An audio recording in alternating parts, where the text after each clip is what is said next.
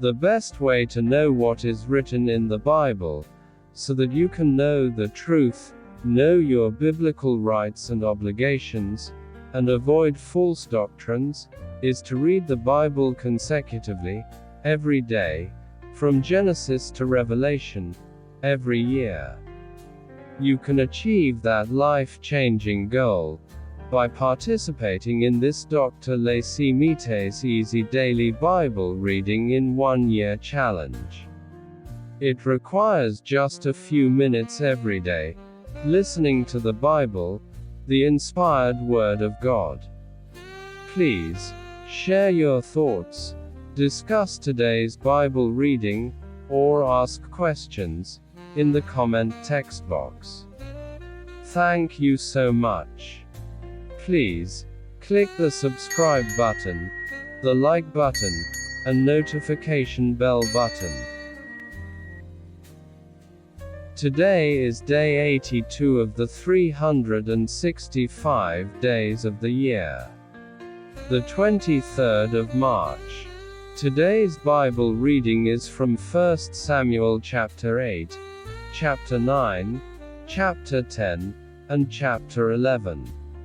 1 Samuel chapter 8. When Samuel was old, he made his sons judges over Israel. Now the name of his firstborn was Joel, and the name of his second, Abijah. They were judges in Beersheba. His sons didn't walk in his ways, but turned away after dishonest gain, took bribes, and perverted justice. Then all the elders of Israel gathered themselves together and came to Samuel to Ramah. They said to him, "Behold, you are old, and your sons don't walk in your ways. Now make us a king to judge us like all the nations." But the thing displeased Samuel when they said, "Give us a king to judge us." Samuel prayed to Yahweh. Yahweh said to Samuel, "Listen to the voice of the people in all that they tell you. For they have not rejected you, but they have rejected me as the king over them. According to all the works which they have done since the day that I brought them up out of Egypt even to this day, in that they have forsaken me and served other gods, so they also do to you. Now therefore, listen to their voice. However, you shall protest solemnly to them, and shall show them the way of the king who will reign over them." Samuel told all Yahweh's words to the people who asked him for a king. He said, "This will be the way of the king who shall reign over you. He will take your sons and appoint them as his servants, for his chariots and to be his horsemen. And they will run before his chariots. He will appoint them to him for captains of thousands and captains of 50s. And he will assign some to plow his ground and to reap his harvest, and to make his instruments of war and the instruments of his chariots. He will take your daughters to be perfumers, to be cooks, and to be bakers. He will take your fields, your vineyards, and your olive groves, even your best, and give them to his servants. He will take 1/10 of your seed and of your vineyards, and give it to his officers and to his servants. He will take your male servants, your female servants, your best young men, and your donkeys, and assign them to his own work. He will take 1/10 of your flocks, and you will be his servants. You will cry out in that day because of your king whom you will have chosen for yourselves, and Yahweh will not answer you in that day."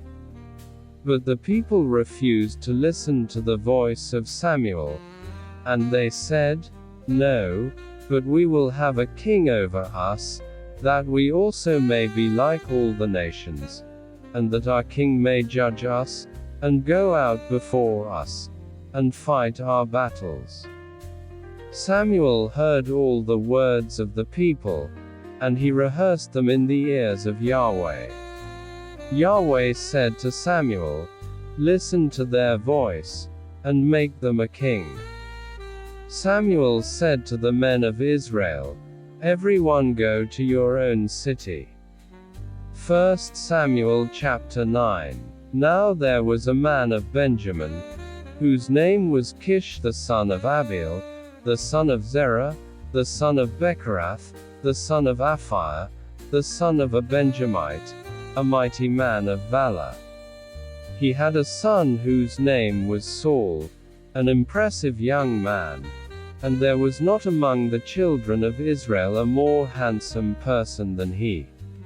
From his shoulders and upward he was taller than any of the people.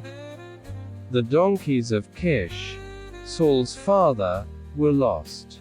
Kish said to Saul his son, "Now take one of the servants with you, and arise, go look for the donkeys." He passed through the hill country of Ephraim, and passed through the land of Shalishah, but they didn't find them. Then they passed through the land of Shalem, and they weren't there. Then he passed through the land of the Benjamites, but they didn't find them. When they had come to the land of Zuph, Saul said to his servant who was with him, "Come. Let's return, lest my father stop caring about the donkeys and be anxious for us." The servant said to him, "Behold now, there is a man of God in this city, and he is a man who is held in honor. All that he says surely happens. Now let's go there. Perhaps he can tell us which way to go." Then Saul said to his servant, "But behold, if we go, what should we bring the man? For the bread is spent in our sacks, and there is not a present to bring to the man of God. What do we have?" The servant answered Saul again and said, "Behold, I have in my hand the 4th part of a shekel of silver. I will give that to the man of God, to tell us our way."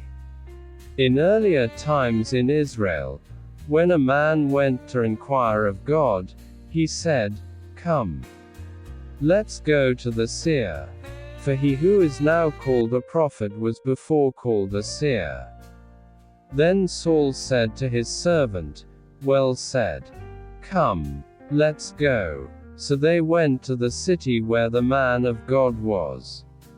As they went up the ascent to the city, they found young maidens going out to draw water, and said to them, "Is the seer here?"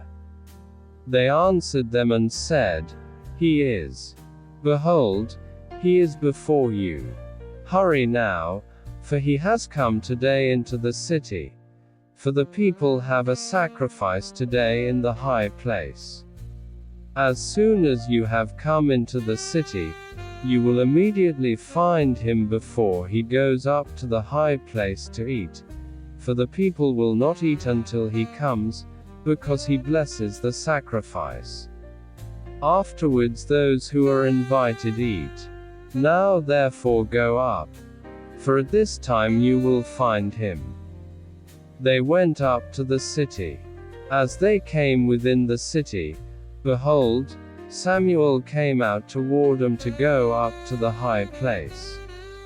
Now Yahweh had revealed to Samuel a day before Saul came, saying, "Tomorrow about this time I will send you a man out of the land of Benjamin, and you shall anoint him to be prince over my people Israel. He will save my people out of the hand of the Philistines. For I have looked upon my people, because their cry has come to me." When Samuel saw Saul, Yahweh said to him, "Behold, the man of whom I spoke to you. He will have authority over my people." Then Saul approached Samuel in the gateway, and said, Please tell me where the seer's house is. Samuel answered Saul and said, I am the seer. Go up before me to the high place, for you are to eat with me today. In the morning I will let you go and will tell you all that is in your heart. As for your donkeys who were lost 3 days ago, don't set your mind on them, for they have been found. For whom does all Israel desire? Is it not you and all your father's house? Saul answered, Am I not a Benjamite, of the smallest of the tribes of Israel? And my family the least of all the families of the tribe of Benjamin. Why then do you speak to me like this? Samuel took Saul and his servant and brought them into the guest room, and made them sit in the best place among those who were invited, who were about 30 persons. Samuel said to the cook, Bring the portion which I gave you, of which I said to you, set it aside. The cook took up the thigh, and that which was on it, and set it before Saul. Samuel said, Behold, that which has been reserved. Set it before yourself and eat, because it has been kept for you for the appointed time, for I said, I have invited the people. So Saul ate with Samuel that day. When they had come down from the high place into the city, he talked with Saul on the housetop. They arose early, and about daybreak, Samuel called to Saul on the housetop, saying, Get up, that I may send you away. Saul arose, and they both went outside, he and Samuel, together. As they were going down at the end of the city, Samuel said to Saul, Tell the servant to go on ahead of us. He went ahead. Then Samuel said, But stand still first, that I may cause you to hear God's message. 1 Samuel chapter 10. Then Samuel took the vial of oil and poured it on his head, then kissed him and said, Hasn't Yahweh anointed you to be prince over his inheritance? When you have departed from me today, then you will find 2 men by Rachel's tomb, on the border of Benjamin at Zelzah. They will tell you, The donkeys which you went to look for have been found. And behold, your father has stopped caring about the donkeys and is anxious for you, saying, What shall I do for my son? Then you will go on forward from there, and you will come to the oak of Tabor. 3 men will meet you there going up to God to Bethel, one carrying 3 young goats, and another carrying 3 loaves of bread, and another carrying a container of wine. They will greet you and give you 2 loaves of bread, which you shall receive from their hand. After that you will come to the hill of God, where the garrison of the Philistines is.